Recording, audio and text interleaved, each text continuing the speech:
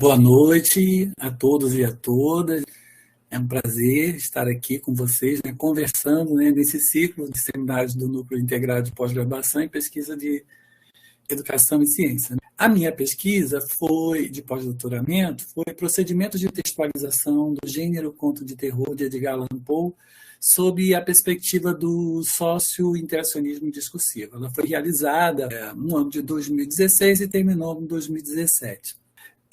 Essa pesquisa ela está vinculada à abordagem da linguística aplicada. Isso porque eu sempre trabalhei com linguística aplicada e com produção de texto. Então, eu tenho esse interesse, né, de pensar sobre esse processo de textualização. Na verdade, esse pós-doutorado foi assim uma cruzadinha, né, com questões de referenciação da linguística de texto, com questões ligadas ao modo de ensinar a língua a partir de gêneros, né, sob a perspectiva do interacionismo sociodiscursivo, que é de Broncat, Bernard Chanouly, Joaquim Dolls, esse grupo que, de alguma forma, tem influenciado muito os documentos oficiais, né? Então, a proposta de Olimpíada de Língua Portuguesa, por exemplo, é toda baseada nessa fundamentação teórica. Os PCNs, a BNCC, esses documentos, de alguma forma, utilizam como fundamentação teórica os postulados do interacionismo sociodiscursivo e da linguística de texto, que são, diria, perspectivas hegemônicas quando a gente está no campo da prática. Então, essa pesquisa estudou muito questões ligadas à referenciação e à modalização, que são dois processos ligados ao processo de textualização e que envolve aí a questão da produção de sentido.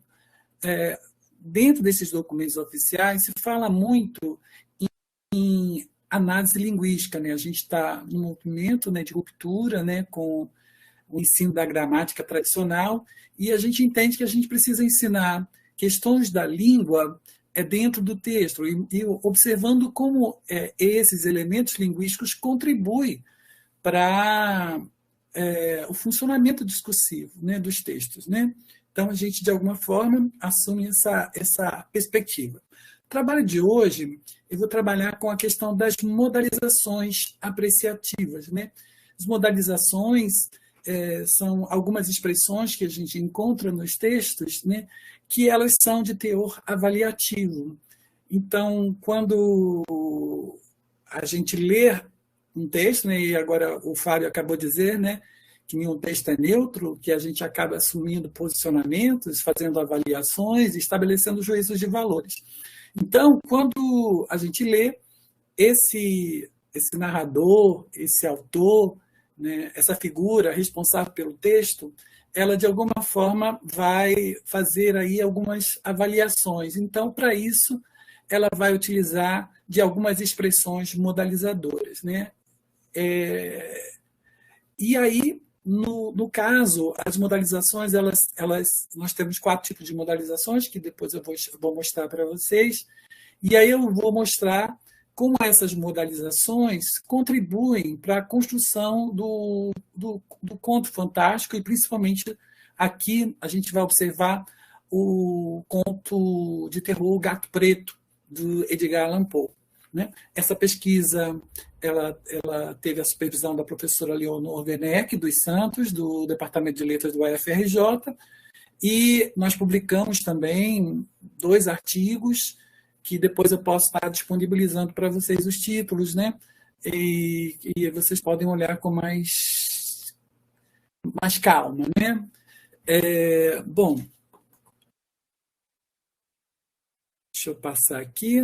Né? Então, o objetivo dessa tem 2 apresentações. Essa apresentação é uma parte da pesquisa, né? Apresentar uma parte da pesquisa, situada no campo da linguística aplicada, sobre a leitura do conto de terror, sob uma perspectiva sociocognitiva, tomando como referência os estudos da linguística de texto e do interacionismo sociodiscursivo.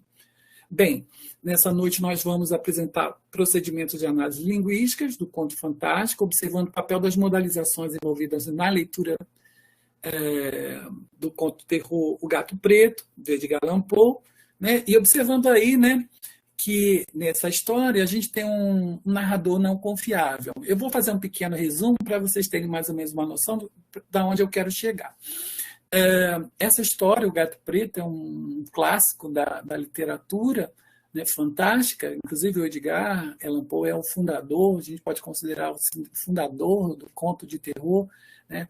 Quer porque ele escreveu muitos contos, quer porque também ele pensou muito, né, teoricamente, sobre a estrutura do conto e como produzir efeitos de hesitação, efeitos de suspense, né, que envolva o leitor. Né? O conto fantástico, geralmente, é um conto, né, que faz o leitor ficar hesitado, né, com dúvidas, diante dos acontecimentos. Né? E aí a presença muito forte do modalizador de dúvida, né? Um modalizador epistêmico de dúvida. Né? Então, quando a gente se depara com o texto, a gente vai ver que o narrador vai usar muitas expressões de dúvida para deixar a gente em estado de hesitação. Mas será que é isso ou será que não é isso? Né? Então, a gente fica ali naquele jeito ali, meio na dúvida sobre os acontecimentos, e principalmente nesse tipo de história, porque a gente vai ter um narrador não confiável. A história do Gato Preto é a história de um assassino que fura os olhos de um gato, enforca um gato e mata sua mulher com uma machadada. Né? E oculta o corpo dessa mulher, mas no final ele é descoberto. Só que no início da história, a gente não sabe do que ele fez. Né? Então, ele se apresenta como uma pessoa muito boa e que ele vai contar uma história assim, fantástica, doméstica. Ele vai dizer assim, olha, eu tô apavorado com a situação toda e eu vou contar a história, só que nessa história que ele vai contar, ele vai se mostrar inicialmente como uma pessoa muito boazinha. E aos poucos ele vai se desconstruindo. Né? E a gente vai percebendo essa desconstrução e vai percebendo o lado malévolo desse personagem, que não tem nome, por meio das modalizações, né? Desses usos de modalizadores que a gente vai observar bem a importância dele quando a gente vai ler esse conto de terror. Né? Então, vocês já viram que a proposta aqui é tentar integrar, relacionar, né, o ensino de língua portuguesa, que trabalha com análise linguística e estudo dos gêneros de texto, com aspectos ligados também à teoria da literatura e, principalmente, à literatura fantástica, com base nos estudos do Todorov. Então, a gente observa aí uma relação muito grande, interdisciplinar, entre os estudos literários e os estudos linguísticos discursivos, principalmente os estudos de Broncat, né, sobre os processos enunciativos, onde a gente vai ver as modalizações. E aí, inicialmente, a gente já pensa sobre a questão do conto. Né? O conto ele tem uma estrutura condensada, né? Então, todo conto ele tem uma linguagem concisa, tem precisão, tem densidade, tem unidade de efeito, e o conto precisa causar um efeito singular no leitor, muita excitação e emotividade. Né?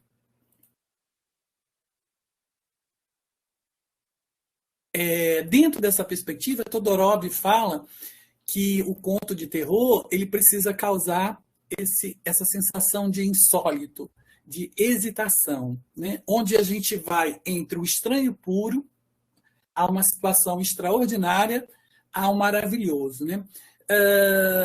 Inicialmente, quando a gente começa a ler esse texto, a gente tem uma sensação de que a culpa toda da história é do Gato Preto. Né? O próprio nome Gato Preto já dá essa sensação de superstição, né, de algo fantástico. Né? Então, vão acontecendo vários fatos na história, e nessa história, o que parece é que o Gato Preto é culpado de tudo, até porque o próprio narrador vai tratar de criar umas imagens na nossa mente para parecer que tudo que está acontecendo é por culpa desse gato. Né? Mas a gente vai ver que tem todo um jogo discursivo para fazer a gente pensar de um jeito e desfazer esse modo de pensar ao final da história, e até no meio da história a gente já começa a desconstruir uma primeira imagem que esse narrador-personagem apresenta. Bom, então os contos eles são os contos fantásticos são essas encenações que oscilam entre o natural e o extraordinário, né? Que pode envolver loucura, sonho, atividade, coincidente, pode ter também coincidências, né? E o sobrenatural, né? Então a gente fica ali oscilando entre esses dois movimentos aí. Todorov vai dizer, né, que para leitura de uma obra literária, porque a gente está lendo uma obra literária, ela é ao mesmo tempo história e ao mesmo tempo discurso, né? Ela é história porque tem um encadeamento de acontecimentos, né? E ela é discurso porque existe um narrador que relata a história, né, diante de um leitor que percebe, e nesse nível são os acontecimentos relatados tem toda uma manobra, tem um jeito de contar. E esse jeito, né, de alguma forma, a gente está aí trabalhando nessa esfera do discurso. Bom, e aí a gente pode dizer que as modalizações elas contribuem, porque enquanto a gente tem uma cadeia de acontecimentos, né, e fazendo a representação do tema, a gente também tem aí o modo como essa história é contada, né? E é por meio das modalizações que a gente observa mais esse modo do contar a história, né? Então, aqui eu vou fazer uma análise pequena, rápida, né? Desse texto, olhando mais especificamente para as modalizações, poderia olhar para outros aspectos do texto, e a gente fez uma publicação sobre a referenciação nesse mesmo conto, o conto O Gato Preto, né? Que foi... Depois eu lembro da revista que a gente publicou. Então, eu vou fazer uma análise agora, olhando mais especificamente para as modalizações, mas poderia olhar para outras questões também, né? No sentido de fazer essas análises linguísticas que contribuem para pensar o processo de construção de sentido do texto, né? Então, a gente vai trabalhar, então, com os mecanismos enunciativos. Eu vou usar a proposta do ISD, o Interacionismo Sociodiscursivo, que, para analisar um texto, ela pensa em três aspectos, né? A infraestrutura geral do texto, os mecanismos de textualização e os mecanismos enunciativos. Eu vou ficar aqui nos mecanismos enunciativos, porque eu não teria tempo para apresentar a abordagem na sua íntegra, né? Então, veremos os mecanismos enunciativos, que primeiramente, a gente pensa, né, nas vozes que estão no texto, que podem ser as vozes do personagem, que pode ter o próprio narrador e os personagens. Nós temos as vozes sociais e a gente também tem as vozes do autor, o autor empírico, né, que está fora, mas que em algum momento ele pode aparecer no texto. Aqui nesse texto, a voz do autor, Edgar Allan Poe, como pessoa, não aparece. Bom, e a nossa hipótese é que a compreensão desses mecanismos enunciativos contribui para o efeito de hesitação e suspense no conto fantástico, né? Tal fato está vinculado como os modalizadores indicam as avaliações e os comentários, né, durante a narrativa. Então, nós veremos, então, essa ideia das modalizações, e o Broncat explica o que são as modalizações, né? Broncat, com base nos estudos de Habermas, diz que existem 4 tipos de modalização, né? A lógica, a deôntica, a apreciativa e as pragmáticas, né? Elas se configuram como procedimentos enunciativos responsáveis pelo quê? Pela coerência pragmática do texto, né? Fornecendo elementos que nos ajudam a captar aí, então, a subjetividade do enunciador, né? Então, por meio das as modalizações, a gente observa aí indicadores de intenções, sentimentos e atitudes do locutor em relação a um dito, né? O modo como ele está observando, sentindo, avaliando, né? A gente consegue ver as manifestações da subjetividade desse sujeito pelas essas marcas modalizadoras. E aí, aqui a gente tem uma explicação melhor, sobre os 4 tipos de modalizações que o ISD, mais especificamente Broncar, aponta, né? Então, quando a gente avalia do ponto de vista do mundo objetivo, do mundo lógico, a gente tem as modalizações lógicas, né? A gente pode chamar, por exemplo, de modalizadores epistêmicos, né? Esses modalizadores, de alguma forma, revelam o grau de certeza, incerteza diante de um fato no mundo da vida, né? Então, é uma característica muito interessante sobre os narradores, né, dos contos de fantásticos. Eles precisam, de alguma forma, serem narradores dúbios, duvidosos em relação aos acontecimentos da vida, né, que estão acontecendo. Então, uma das modalizações muito importantes, né, para se constituir o fantástico é a hesitação, a dúvida. Daí, usarmos modalizadores como talvez, é possível. Então, a gente usa algumas estruturas que fazem com que esse leitor se coloque na dúvida em relação aos acontecimentos que estão narrados. As modalizações deônticas, que dizem respeito ao mundo social e avaliam os conteúdos interpretados do domínio do direito, da obrigação social. E aí é muito interessante porque, como esse narrador, personagem, é um psicopata, ele não tem culpa, ele não se acha na obrigação de dever em relação aos atos deles. Então, tudo que ele faz de errado, ele não tem culpa, né? E as modalizações deônticas não aparecem tanto. As apreciativas, dizem respeito ao mundo subjetivo, e é aí que a gente entra, e é por isso que eu vou trabalhar mais em cima das modalizações subjetivas, né, que transmite um parecer pessoal ou um julgamento sobre um conteúdo, né? Infelizmente, é estranho, é engraçado. Então, geralmente, esse narrador, o personagem, ele vai sempre usar alguns adjetivos, né, que vai mostrar a relação desse narrador com os objetos, com os conteúdos, com as pessoas com as quais ele lida. Então, ele vai sempre qualificar, e essas qualificações vão dando imagens desse personagem, desse narrador-personagem. E as pragmáticas, que revelam aspectos de responsabilidade de uma entidade de pessoa, organização ou governo, sobre ações realizadas ou não realizadas, atribuindo a elas intenções, motivos ou capacidades, né? As modalizações pragmáticas, elas dizem respeito à interpretação de um falante em relação ao outro, avaliando os motivos do dizer do outro, ou de si mesmo, né? Quando ele faz uma autorreflexão sobre o seu próprio dizer.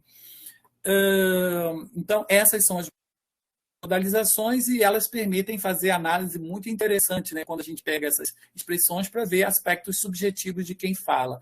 Isso serve tanto para contos, mas como também para textos políticos, para textos de diversas ordens, né?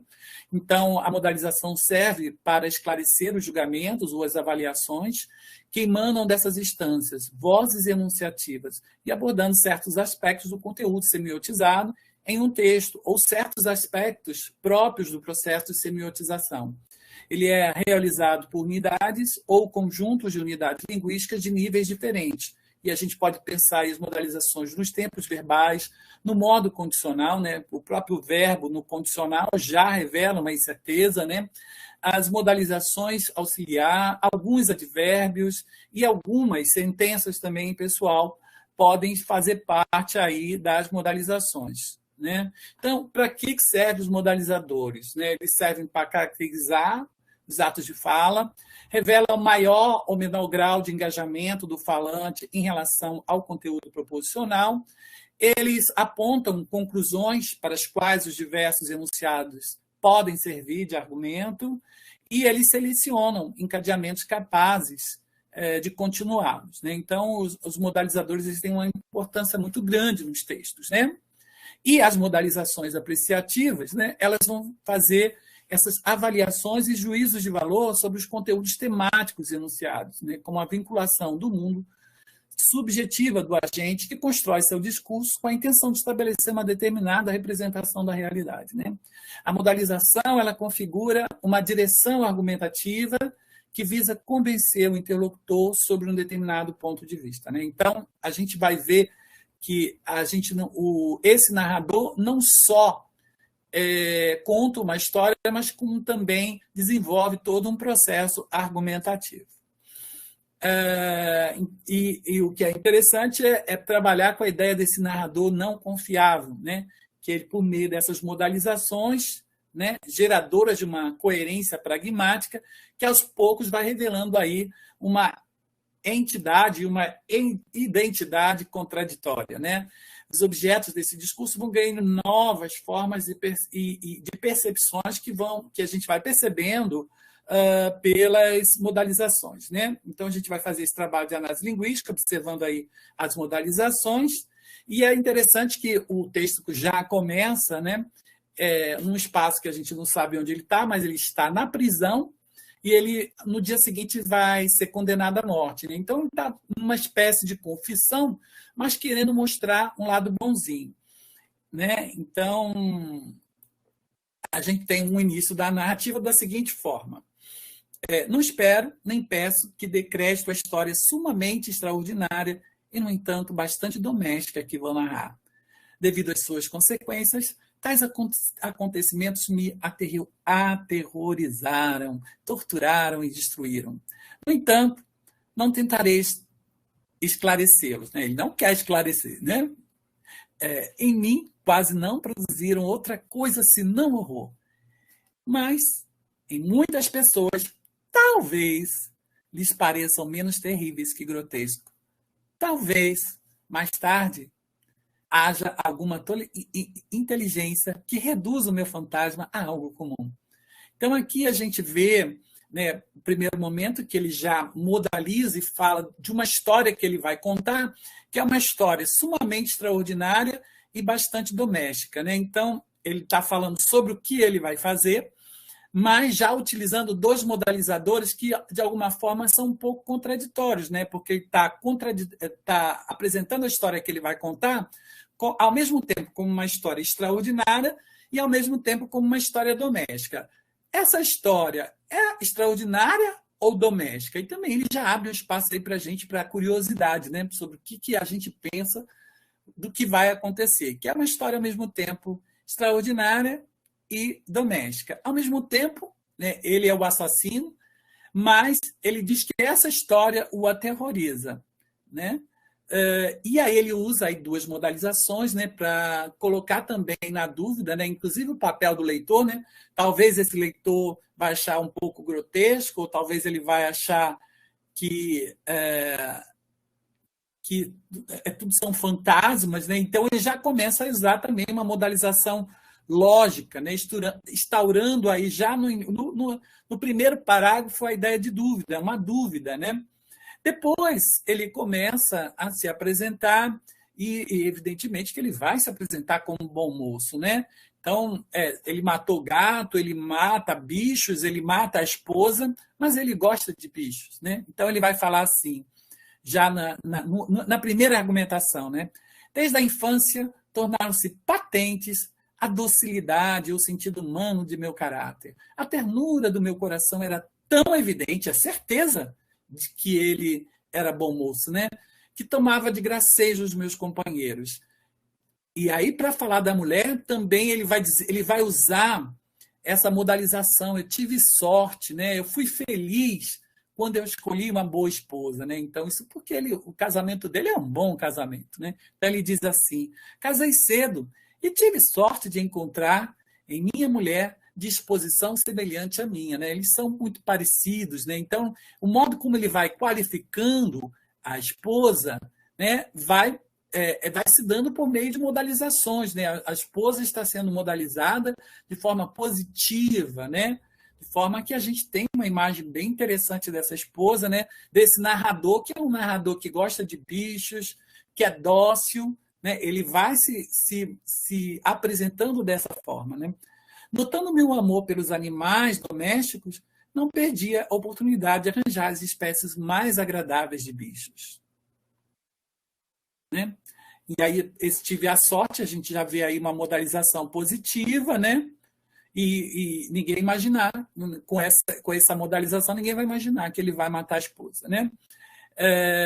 Também o gato que ele vai enforcar e tirar os olhos e tentar matar um segundo gato, né?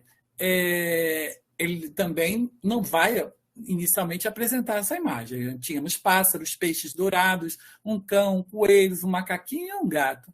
Esse último era um animal, o gato, né? Um animal extraordinariamente belo, todo negro e de espantosa sagacidade, né? Então, reparem como as modalizações apreciativas, por meio de adjetivos, vão mostrando esse lado, né, afetivo em relação aos animais, né? E a gente fica acompanhando o desespero desse personagem, né, que parece um ser muito bom, né? E aí, depois ele vai usar também aí uma modalização pragmática, né? Porque ele vai pegar uma afirmação da esposa que diz que todos os gatos pretos são feiticeiras disfarçadas, né? E aí, evidentemente, que ele mesmo já programa e diz que a esposa dele é um pouco supersticiosa. De alguma forma, ele já está preparando esse leitor para contar a história de um gato que não é boa coisa, né? Então, ele já inicia usando algumas modalidades, já pegando a própria fala da esposa e interpretando, né, dizendo que quem está dizendo que os gatos pretos são feiticeiras disfarçadas não sou eu, é a minha esposa.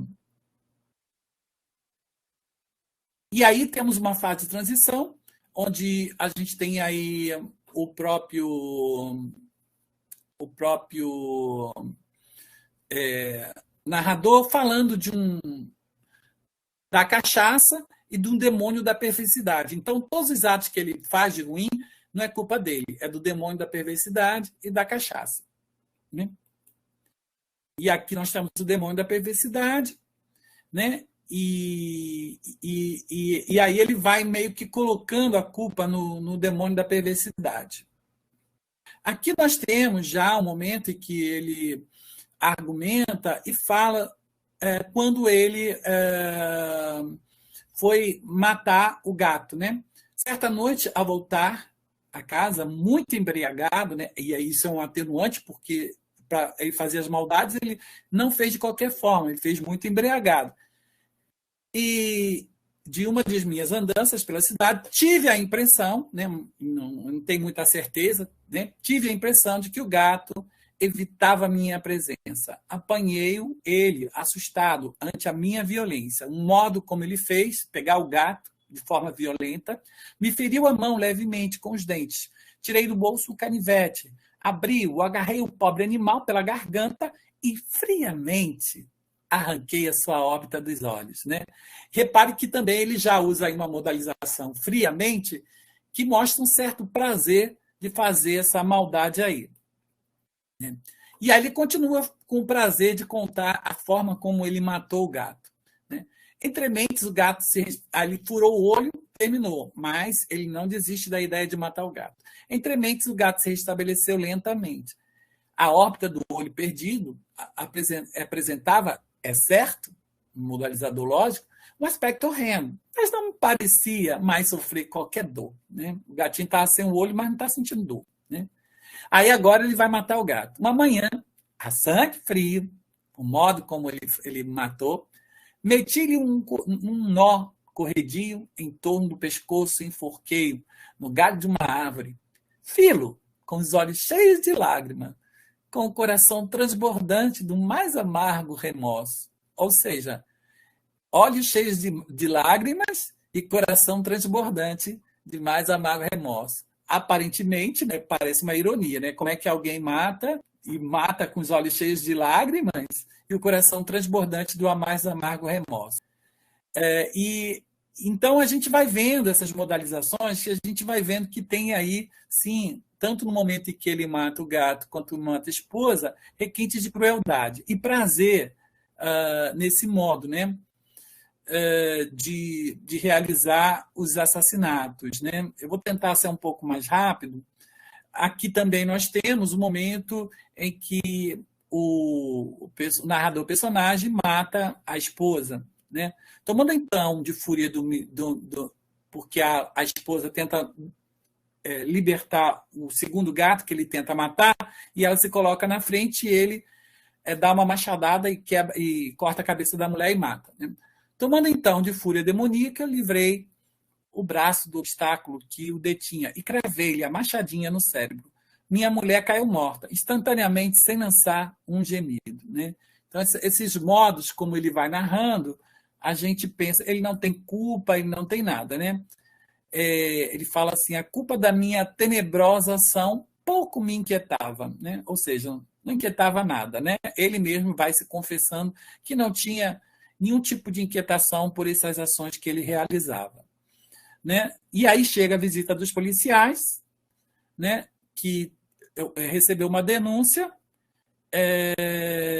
de que ele tinha emparedado a esposa, matado e emparedado, e eles vão à busca, né, no sótão do corpo ocultado, né? E aqui temos aí esse último momento, que é o final da história, onde a gente vê que o gato, aqui no início, era apresentado de forma carinhosa, de uma forma muito interessante.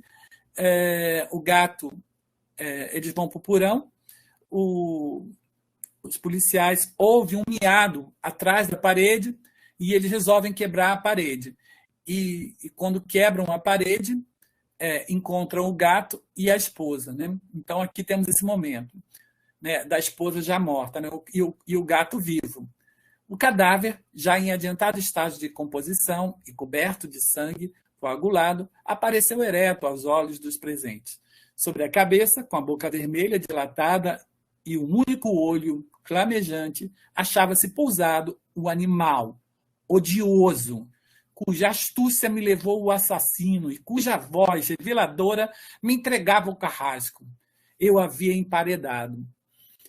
E aí temos aí o final, a gente observa aí, o modo depois como ele retoma esse gato, né? E, enfim, considerações finais, né? As modalizações presentes no texto, assumidas pela voz do narrador personagem, indicam julgamentos, avaliações e pontos de vista definidos sobre os conteúdos temáticos apresentados. Destacam-se avaliações que o narrador faz sobre si mesmo, sua esposa e o gato preto. Podemos dizer que o modo como o narrador personagem faz uso das modalizações ao longo do texto revela a construção de um ethos do personagem, passando de uma fase positiva para uma negativa. Neste contexto, destaca-se o uso das modalizações apreciativas como predominantes neste conto. Como a narrativa ocorre em primeira pessoa, as impressões, os julgamentos, os sentimentos referentes ao mundo subjetivo do narrador são bastante evidenciadas. A observação da utilização de modalizadores, né, nessa perspectiva de quem enuncia, garante aí uma melhor compreensão do processo de interlocução entre o narrador e o narratário do ponto de vista da coerência pragmática. Eu agradeço a atenção e estou aí à disposição para qualquer pergunta e tudo. A outra questão que a gente tem aqui é para o professor José Ricardo, professor. O senhor é um excelente narrador, né? Imagina ouvir o conto todo narrado pelo senhor, né? Muito bom, gostei muito. A Elba Silva, ela nos perguntou o seguinte, ó. Em AD, podemos utilizar o recurso das modalizações apreciativas para a compreensão dos processos de produção dos sentidos e posição do sujeito? Porque eu acho que quem pode responder melhor isso é o Fábio, né? Porque está falando da AD, AD é análise de discurso francesa, né? Mas eu também trabalho com AD. Na verdade, ela colocou os professores, e aí eu separei e coloquei na sua. Colocou os professores na pergunta dela. Tá. As modalizações, elas podem, sim, né? Porque as modalizações, na medida em que elas mostram uma forma de apreciação sobre um conteúdo, sobre um referente, né? De alguma forma, a gente está ali revelando uma posição ideológica, né? Toda vez que a gente estabelece um valor, um juízo de valor, a gente está assumindo um posicionamento discursivo, né? E aí, nesse sentido, a gente pode pensar. Em Bakhtin, né, dentro da análise de discurso dialógica, a gente tem os acentos apreciativos. Modalizações também funcionam como acentos apreciativos. Né? Aquele sujeito que produz o discurso assume posicionamentos em relação aos objetos com os quais ele trata, né? E aí é fácil aí observar, então, um posicionamento ideológico, né? A gente, quando analisa um texto, a gente vai justamente aí nessas marcas modalizadoras para identificar, sim, né, o posicionamento desse sujeito em relação ao que ele fala.